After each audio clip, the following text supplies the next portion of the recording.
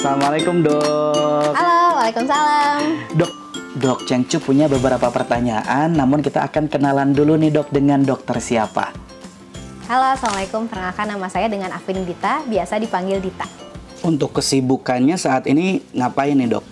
Untuk kesibukannya, sekarang sih saya lagi bekerja di Bandung dan juga menjadi asisten penelitian di 2 tempat. Untuk pertama, asisten penelitian di bidang kardiovaskular di RSUD Al Ihsan, Provinsi Jawa Barat, dan juga genetika di UGM Yogyakarta. Dengar-dengar katanya mau sekolah ke luar negeri. Kemana sih dok sekolahnya? Iya, alhamdulillah sekarang saya insya Allah menjadi incoming master student di bidang kedokteran genomik di University of Oxford. Oke dok, pertanyaan selanjutnya nih dok, kenapa dulu memilih Universitas Islam Bandung dok? Kenapa memilih Universitas Islam Bandung ya? Karena pada saat itu saya dan juga keluarga ingin memilih universitas dengan value yang sama dengan yang saya yakini dengan keluarga ya. Dan kemudian yang kedua tentu saja dari rekomendasi kerabat yang juga di bidang kedokteran, bahwa atmosfer akademik di Unisba itu sangat baik untuk lulus dan juga belajar menjadi seorang dokter. Kalau kesan selama kuliah di Unisba itu seperti apa dok? Kalau kesan berkuliah selama di Unisba ya, yang pastinya seru sih. Kebetulan di sini kan untuk kuliah saya itu ada di tahapan sarjana sama di tahapan koas. Untuk di tahapan sarjana yang paling saya unggulkan satu dari Unisba, karena di sini lokasinya strategis di tengah kota. Jadi sebagai mahasiswa kedokteran pun banyak sekali resource yang memudahkan untuk kita mendukung pembelajaran kita. Kalau misalnya pada saat pelatihan menjadi seorang dokter alias di tahapan koas, saya tuh seneng banget. Dalam koas ini saya banyak memegang pasien dan interaksinya langsung. Bahkan ketika pasien itu masuk IGD nih, tidak jarang kita yang menganamnesis atau melakukan asesmen langsung ya sama pasien.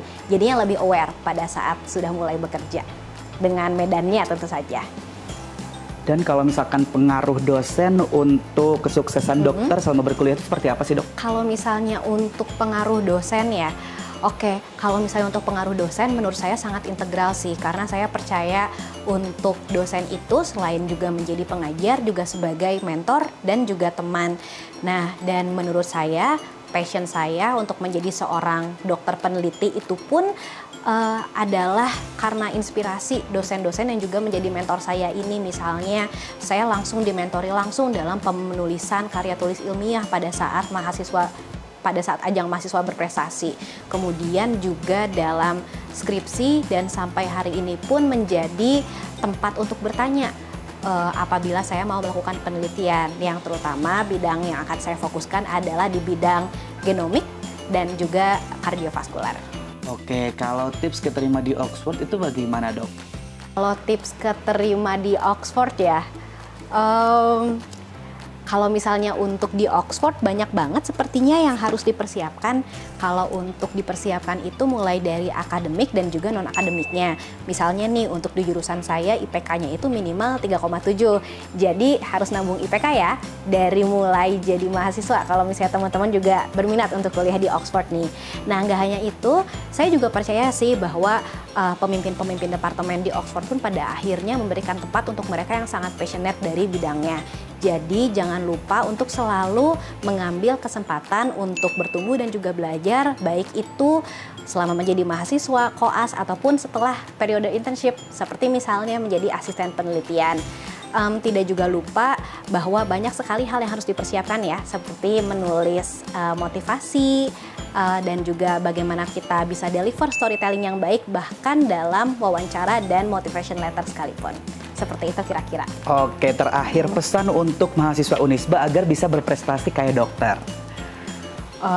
Oke, baik. Mungkin saya bisa share yang saya yakini aja dulu ya. Strategi yang paling penting adalah invest secara wise di fokus, kemudian energi dan juga waktu. Jadi betul-betul harus pertama bisa atur prioritas antara balance ya, kehidupan akademik dan juga non-akademik. Yang kedua juga time management, dan juga jangan lupa untuk menjaga stamina dan juga asupan. Jangan lupa ya, untuk makanan juga harus dijaga, jangan terlalu banyak gula supaya bawaannya juga nggak ngantuk gitu. Siap, makasih dok, dadah.